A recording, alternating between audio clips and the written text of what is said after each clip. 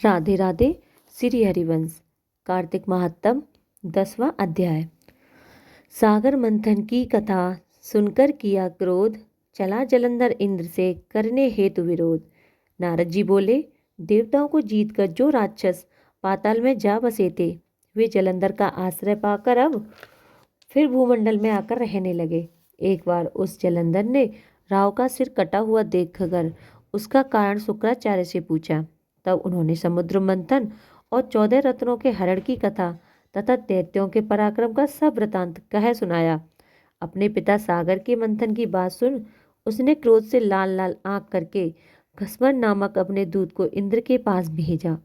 वह दूत स्वर्ग में जाकर इंद्र से बोला, सागर के पुत्र जलंधर ने अपना दूत बनाकर मुझे भेजा है। उसने कहा कि तुमने मेरे पिता को कैसे मथा और वहां से निकले हुए रत्नों को जो तुम ले आए हो उन्हें दे दो।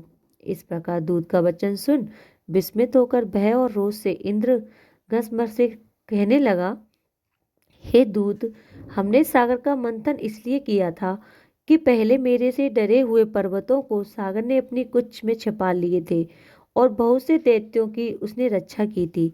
इससे मैंने भी उसके रत्न हर लिए।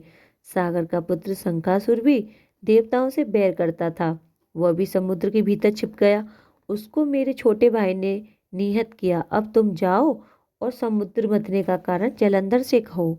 वह दूत इंद्रलोक से विदा हो पृथ्वी पर आया और सब वृतांत जलंधर से कहा। दैत्य क्रोध से फुकारता हुआ देवताओं को जीतने के विचार से चारों दिशाओं तथा पाताल से करोड़ों दैत्यों, शुंभ निशुंभ आदि सेनाओं को साथ लेकर स्वर्ग में जाकर उसने नंदन वन में अधिकार कर लिया। देवता भी अस्त्र शस्त्रों सहित अमरावती से बाहर निकले और तब वहां घोर युद्ध हुआ। मूसल, परिघ, बाण, गदा, बर्छी, फरसा आदि शस्त्रों से वे एक दूसरे को मारने लगे। दोनों तरफ एक हाथी घोड़ा सवार आदि मारने से वहां रुधिर की धारा बहने लगी। युद्ध में जीतते देते मरे उन सबको शुक्राचार्य ने मृत संजीवनी जल बरसाकर जीवन दिया। उधर बृहस्पति जी ने भी मरे हुए सब देवताओं को अपने मंत्र बल से जीवित कर दिया। युद्ध में मारे गए देवताओं को पुनः जीवित देख जलंधर शुक्राचार्य से कहने लगा कि मरे हुए देवता फिर कैसे जी उठे? आपकी ये मृत संजीवनी विद्या तो और किसी जगह सुनी ही नहीं।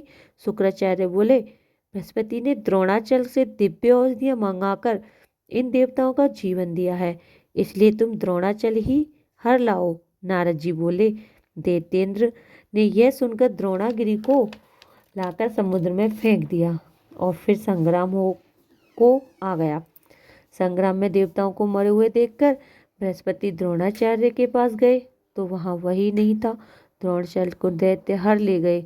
यह बात जान बृहस्पति जी भय से व्याकुल हाँ बोले, यह महादैत्य जीतने में नहीं आवेगा, यह रुद्र के अंश से है। इंद्र ने जो कुछ किया था उसे याद करो। बृहस्पति की यह बात सुन सब देवता दसों दिशाओं में भाग गए। सागर के पुत्र जलंधर ने देवताओं को भागते हुए देख शंख बेरी का शब्द करते हुए अमरावती में प्रवेश किया। अब इंद्रादिक देवता उससे पीड़ित होकर सुमेरु की कंदराव में रहने लगे। देवताओं को जीतकर जलंधर वहां राज करने लगा। तत्पश्चात शुंभादिक को समस्त बड़े बड़े देवताओं के स्थान पर अलग अलग नियत करके वह स्वयं सुमेरु पर्वत की ओर देवताओं से लड़ने चला। 10वां अध्याय समाप्त। राधे राधे। श्री हरिवंश।